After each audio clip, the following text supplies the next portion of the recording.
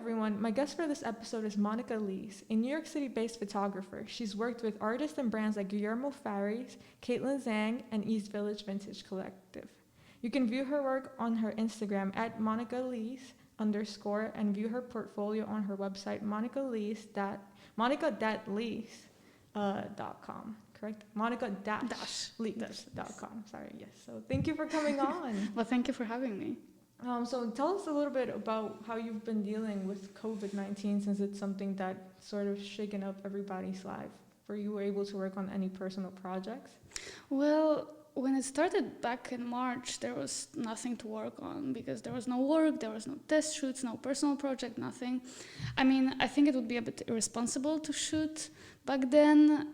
So I tried to use that time, the free time I had, to, learn some new skills. I was watching a lot of online classes. I was reading marketing books. I was just trying to use that time. And then the work started picking up back in, I think, late August or like September, October were busy for me. And November seems a bit busy too, so it's not bad. I think a lot of people, a lot of creatives want to go back to work. And when in August we started phase 4, or I don't even remember, we could start shooting outdoors and studios were reopening. I think everyone was eager to start working again. So many opportunities, and I was working a lot. Right, so it's good that at least when we entered phase 4, people were able to jump back in. Exactly. Because this is something that people, they used to pay their bills, so Exactly. It's different than other creative jobs, I guess, that it's kind of like your creative side gig or anything. This is your livelihood, and exactly. you need to eat from it. So how do you think your work was changed by COVID and the guidelines? So to be honest, not that much for me because I shoot a lot of outdoors. I shoot outdoors a lot. And obviously everyone on the team wears a mask now, and we try to keep our distance if possible. But other than that, outdoor shoots, same for me. Studio shoots, completely different story. So many studios have limitations right now. They limit the number of people that can be in a studio at a time. So, you need to make some hard choices, like, are you going to get a hairstylist or an assistant? Are you going to have 2 models or just 1 model, but you're going to be able to get a videographer? So it's a bit hard, but, we manage. Right. So do you think, I don't know how to say this, do you think things will sort of go back to the way they were once COVID ended? Do you think this is something that's going to have a permanent effect on, for example, you're part of the industry? I think it's going to affect the industry a lot. I see a lot of brands who are trying to find solutions, They are not able, for example, some borders are still closed, so photographers are not able to fly to different countries and do all the things that they were able to do before. So, we see models taking pictures of themselves. The brands are just sending clothes and models are taking pictures, and that's their lookbook. So I see so many different things happening, and I think it's going to change the industry a bit. I don't think it's going to go back entirely to how it used to be before the pandemic. But I think, after some time, it's gonna be we are gonna be able to have bigger teams again, and so it's gonna be a bit different. But it won't be to the point where it's not back to the way. Exactly. I don't think they're gonna stick to just sending clothes to models. Right. But I think maybe the budgets are gonna be a bit smaller. Maybe because they see now that maybe they don't need 30 people for one photo shoot. Maybe if they're able to do it with 10, maybe that's something they're gonna stick to after.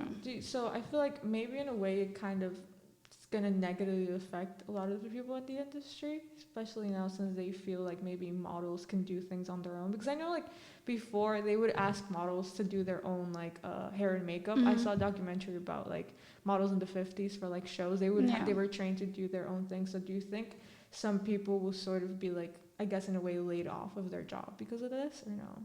I think no, not necessarily. I think there's always a need for creatives, and models, yeah, they can do their own makeup and hair, but I don't think it's ever going to be as good as the makeup artist and the hairstylist doing their job. And I think the industry is shifting a bit towards more natural looks, if that makes sense. They want to see like maybe less makeup, less retouching, less everything, but it doesn't mean people are going to lose jobs. Maybe they're just going to need to develop different set of skills, if that makes sense. Yeah. So like going back to you as a photographer, what made you want to become a photographer? Oh, that started like 8 years ago. I was living in Portugal at that time, and I had a lot of free time, and I started traveling around Portugal. It's such a beautiful country, and I had this like point and shoot camera, so I wanted to capture memories, you know. But after I was like enjoying it really a lot, taking pictures, and it became more about like creating beautiful images than capturing memories for me. So I was shooting a lot, and then I was like enjoying learning about photography. And since I had a lot of time, I was reading books, and it was back when there was no YouTube, or it was not that easy. So I really enjoy like the learning process and seeing that I'm getting better. So that's how it started, basically, with like landscape and travel photography. Right, so it wasn't like you being like, this is what I want to do as a career. Oh no, I was like, no, that was a hobby for years, Wow, actually. Okay. So you started like I know you've lived in different places, I think. Yes. I believe that you were in France for like. Yes, I was in Paris for 4 years. Oh, okay, yes, because I saw in your Instagram feed that you would take a lot of travel photography, landscape photography in France. So I see that I thought that you started like your photography career like as a career, not as. Oh no! I actually started it when I moved to New York. To be honest, I was working in Paris as a sous chef. And I was working as a manager in a restaurant, which I absolutely loved. But it's completely different in the US, and I did not enjoy it here at all. Right. And then right before moving to New York, when I was still in Paris, I started shooting like friends, you know. I needed a challenge, basically. I had a big portfolio of landscape and travel, and it was just not, I don't want to say boring, but it was not challenging enough for me. And shooting people, it was the first time when I was actually stressed about the photo shoot, because I'm like, oh, there are people, they're counting on me now, like to get some good images, and I don't really know what I'm doing that much. And it was fun, it was really fun, and I really enjoyed it. So when I moved to New York, I had to wait 4 months for my visa authorization, and I wasn't able to work. So I had all that time, and I'm like, okay, what am I gonna do? Obviously, I was like visiting all those beautiful places in New York, and I didn't have any friends. I didn't know anyone here. So I was like, okay, let's maybe try to shoot. Let's find some models. Let's try to do something. And I enjoyed it so much. I absolutely fell in love with it. And I was like, wow, this is what I want to do. This really, gives me joy. And this is what I want to do. So I started like pursuing that dream, I guess. Right. So how, like you said that you found like landscape photography not as difficult or like not as challenging anymore. I don't want to say it's not, like, obviously. It was something that you did every day. Yeah, it was just, I knew all the settings. I knew all the best time to take pictures. I knew like all the angles and everything, and it was fun. It's still, I still enjoy it whenever I travel. I still take pictures. It's just not as exciting. It's not just as exciting as shooting people, shooting especially like models, fashion, editorials. It's more creative, I think, because you can just, you have an idea and you can create something around that idea.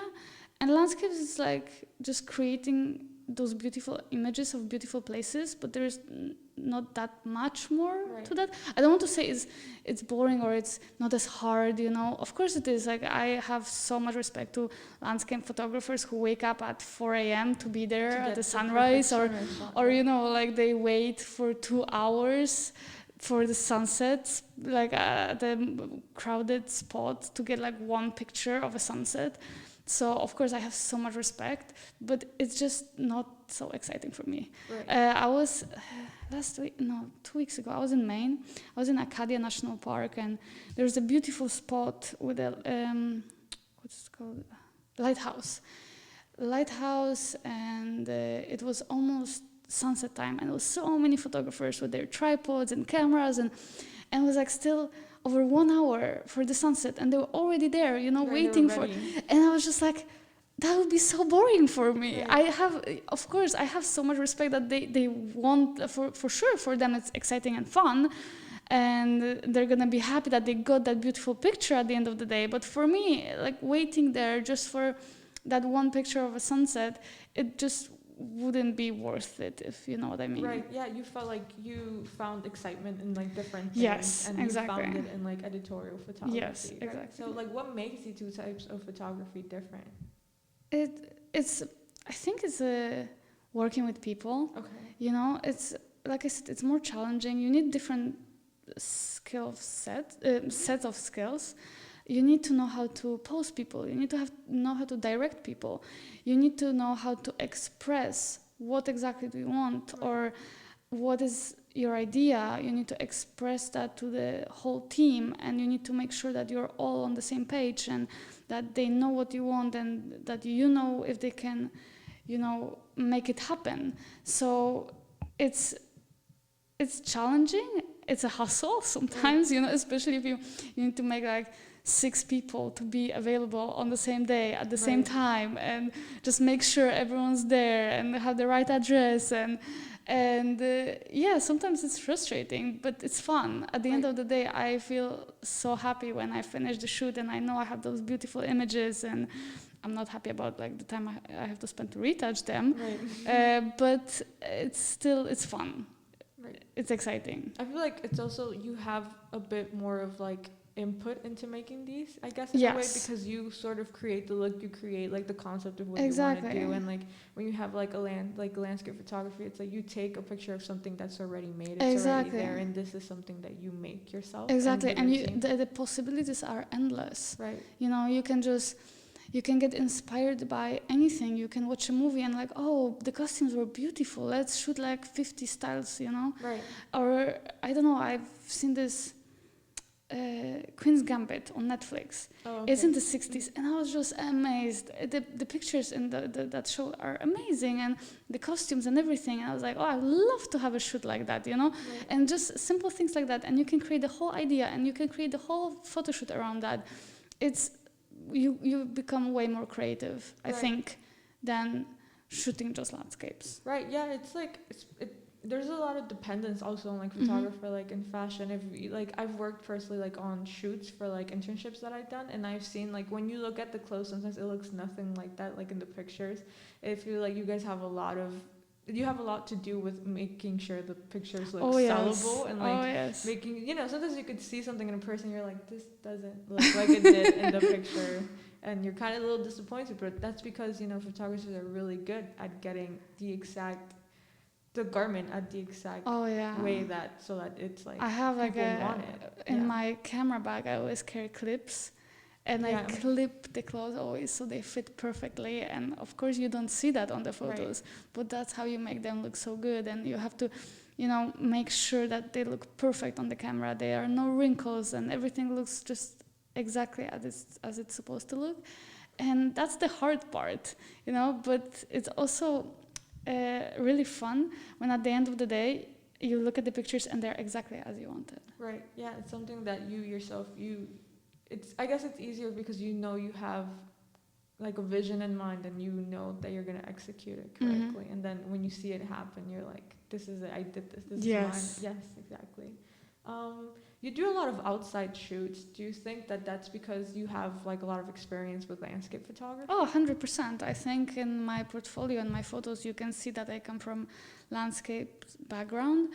I love to incorporate like the surroundings in the photos a little bit more than, you know, I guess that fashion photography requires. I love to show like interesting places, beautiful nature or architecture. I love to show that. So I always like to show the city that I'm actually shooting and everything, and I pay a lot of attention on that. So everything like fits perfectly together, I think.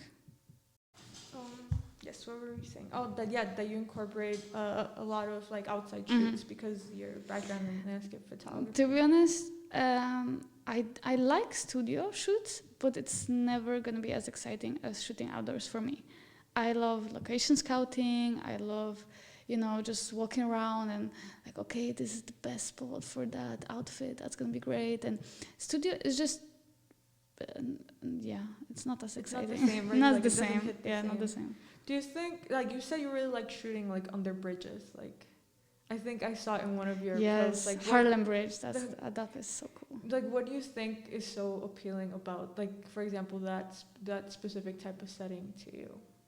I guess you mentioned that you like to let people know what city you're shooting in. Yeah. And I feel like bridge is something very distinctive about everywhere. So like, exactly, and I feel like it helps framing the model. It makes the picture more interesting. If you would see the same picture with just like plain background, right. I don't think it would be as interesting as seeing the model standing there with the bridge in the background. It wouldn't be the same. I love that. I love when people are like, oh, I know where that place is. Oh, it looks so cool in this picture. Yeah. I pass that place every day, and I see it here. And I feel like with landscape photography, that's kind of like what you brought into like fashion images. Like you see, I feel like studio like images, you have no way of knowing, like, unless they tell you what studio this was at, where they shot this. Exactly. And with, like, it can be any studio, Yeah. Like, and with outdoor shoots, you're like, this is in Dumbo, this is exactly, this is in Harlem. exactly. Yeah. So like, what would you suggest for photographers who are just starting out? I would suggest so many things. First of all, don't get discouraged. Your work is gonna suck. It's gonna suck at the beginning, big time. Don't get discouraged. Don't compare yourself to big photographers. You can admire their work. Don't ever compare yourself, because you should always compare yourself only to yourself. You should compare your work to your work from a year ago and see if you're making any progress. Never compare yourself to big photographers, because you don't see the pictures that they started with. You see their work now, and maybe they have like 10, 20 years of experience in the industry, and you're just starting. So there's no point of comparing yourself to those big photographers. Right. You just start shooting. Go out there, start shooting. Don't wait for the right moment. The moment will never come. You always can get better equipment. You always can get better model or a makeup artist or a better spot or better styling. But don't wait for that moment to come, because you will never start. And ask your friends or ask someone, just, hey, let's go shoot. I have this camera. I just want to test it out. Let me take some pictures. And just start and shoot and shoot and shoot. And it's going to be bad, but then you're going to get better and better and better, and that's how you improve. Basically, you can get any knowledge in the world, but if you don't go out there and just start shooting, you'll always be in the same place. Right. So what would you recommend for these people too when they want to start getting jobs or like gigs? Build a portfolio. Okay. Build a portfolio, because you need to show that you have some skills in order for people to hire you. You need to just basically, if you have a good portfolio, like strong portfolio, you can show the brand, like, look, this is what I can do. And I think it would be great for your brand. I think we can work something great together. We can get great pictures of your garment or like your accessories or wherever. But if you don't have that, I mean, you know what I mean? Who's going to trust you? Like, you can say, oh yeah, I'm a great photographer, but if you don't have any pictures to prove that, also start small. Don't aim big brands, Don't reach out to Gucci. Yeah, exactly. That might be your dream, and you might get there one day. I'm not saying that's not possible. Of course, it's possible, but maybe don't start there. Right. Just start small brands, brands that are just starting out, and build your way up. Right. So, who do you think it's important for photographers to network with? Oh, other creatives. Other creatives, for sure. Network with models, makeup artists, hairstylists, stylists. Network with basically everyone. Work with many people, different people, and be good at your work. Right. And they're gonna recommend you. Right. So you feel like everyone who's at the studio, everyone who's at the shoots, just try to talk to everyone that you can. Follow each other on Instagram, But don't do it just because you're like, oh, I just want to have more followers. No, just like I'm always interested. I always follow the models I shoot because I like working with them. I'm always interested in like the other shoots they have, and it's fun for me to see that. And I'm like, oh, she had such a good shoot with this photographer. Oh, it's cool, you know, like don't do it just, but yeah, basically with people that you work with and with designers, with all those people. So, like, what is something you wished you knew before becoming a photographer? How expensive it's gonna be. So expensive. But to be honest, no, I wish I knew how little time you actually spend shooting and how much time you spend doing other things. It's crazy. I had no idea. Is editing like the most time consuming part? Not even editing, but yeah, that takes so much time, editing, retouching, and if you don't outsource, sometimes I do outsource retouching. Sometimes I do it myself, then I get really frustrated because it takes forever, especially like beauty images. But there is so much more than that.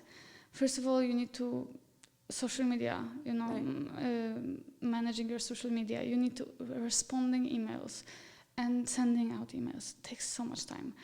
Reaching out, creating mood boards, trying to create a shoot. You know, like it takes so much time because one shoot you need to coordinate all those people, and you need to.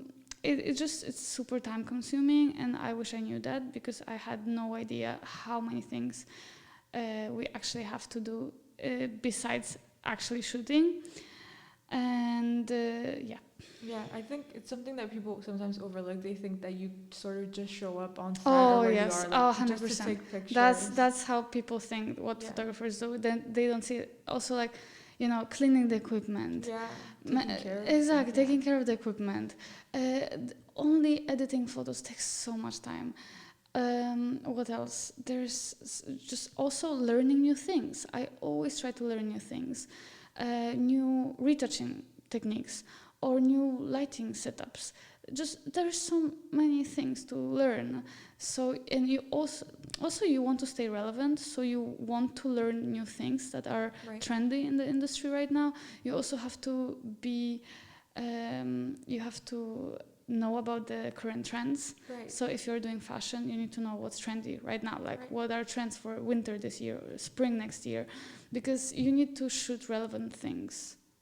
Like, yeah, it's like I think people ignore that you photographers sort of have to know about like aesthetics in a way, like trending aesthetics and stuff like that, or like how you said mood boards. Like until I started this podcast, I didn't know that photographers also needed to make mood boards, like makeup artists. I think it's really interesting how much backstage things there are that we just don't know about. And then sometimes people don't learn this until they want to become like a photographer, and then they're like, oh wow, maybe I don't, maybe I still do. Exactly. So that's another good advice for photographers that they want to start out as a photographers. Maybe learn how exactly it looks like first, because maybe it's not for you, you know. If you have this image that you just go to a shoot and you start shooting and you go back home and it's done and you don't do anything else, that's not how it looks like. Maybe if you're like a big photographer, because you have a team, because you have a whole team and you don't have to do anything, and they just, you know, you get hired, you go there, you shoot, you outsource your retouching, you don't even do that. So and maybe you don't need to cold call or anything. You know, you have an agency, you have an agent, they hire you all the time. But if you're starting out, it's so much work. It's more than 9 to 5 jobs. It's way more work. Sometimes it's midnight and I'm like, oh my God, I'm still retouching. How is that even, like, how, you know, that time flies. Because in a way, it's like owning your own business. Oh, yeah. Because it's like, you know, how you said, you have to like send out emails, you have to do this, you have to do this. It's not just like, okay, it's 5 o'clock, I'm done. Don't talk to me until tomorrow. Exactly, because it's, you know, in 9 to 5 jobs, it's 5 o'clock and you're like, okay, I'm done. Like, bye. You don't care, you know? Bye. But here, if you don't do it, like, you won't make any money. There is no time to go home. It's all day. You're just doing stuff all day, every day. You can't give up at 12, because if you give up at 12, you won't eat. Exactly.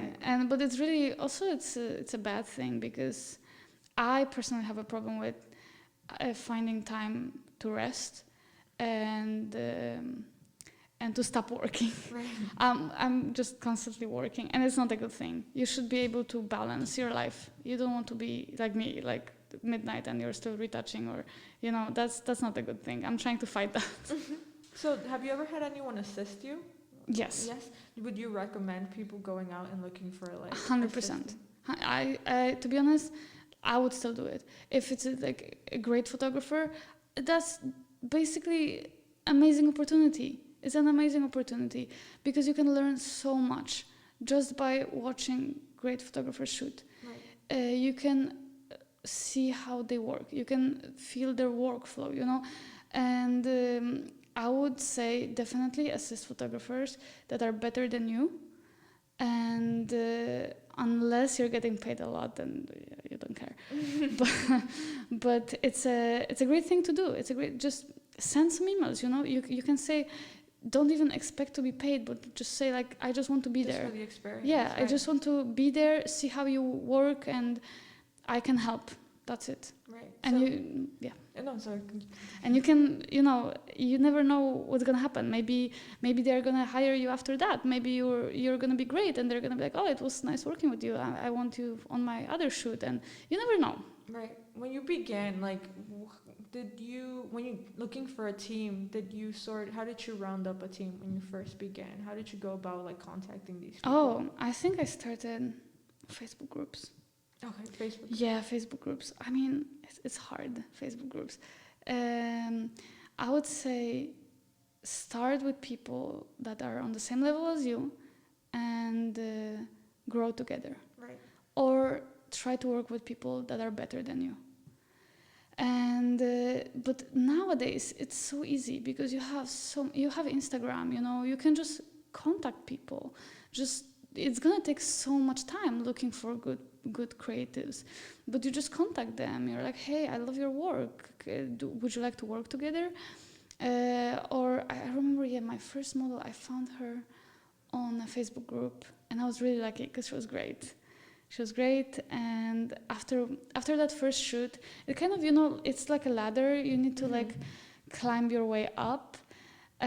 So after that first shoot, I had those pictures with her that I could show and get more models, different models. So that's how it was like a snowball.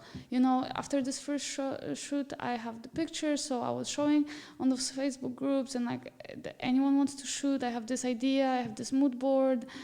I think my first makeup artist that I work with, I think she contacted me actually. She saw my photos and she asked if I would like to work with her, and she was great too. So that's, after people might contact you, actually, they're gonna be like, oh, I like your work. Would you like to do a shoot together? I'm a makeup artist. I'm a hairstylist. I'm a model. But be selective also. Right. Be selective. So like make sure that they're serious about yes, what they want don't to do work as with you. anyone who wants to work with you. And also, if you are asking for models, be very selective, because you want someone who at least knows at least knows a little bit about modeling. Right. Because if you're just starting out and you have a model that doesn't know anything, you're gonna have a hard time. Right. So do you have any final advice that you would like to give anyone who would like to become a photographer? Sure. Always learn something new. Every day. It might be, I'm not saying spend hours of learning new things, but you might have 5 minutes for a YouTube video, You have everything on YouTube. If you can't afford online classes, which there are so many right now, with great photographers are creating online classes, just do YouTube. You can read books about photography. You can, watch albums of your favorite photographers, or go see exhibitions or virtual exhibitions right now, and just try learn something new and just keep shooting. Right. All the time. Just create new shoots, and that's how you're gonna get better. That's how you're gonna meet new people, more people, better creatives than you, and you're gonna grow together, and you're gonna get better every day. So thank you so much, Monica, for giving us this advice, and thank you for accepting to come on. So just a reminder again, you can see her work on her Instagram at Monika Lis _ and her portfolio on her website, monica-lis.com. So thank you so much. Well, thank you for having me. Thank you.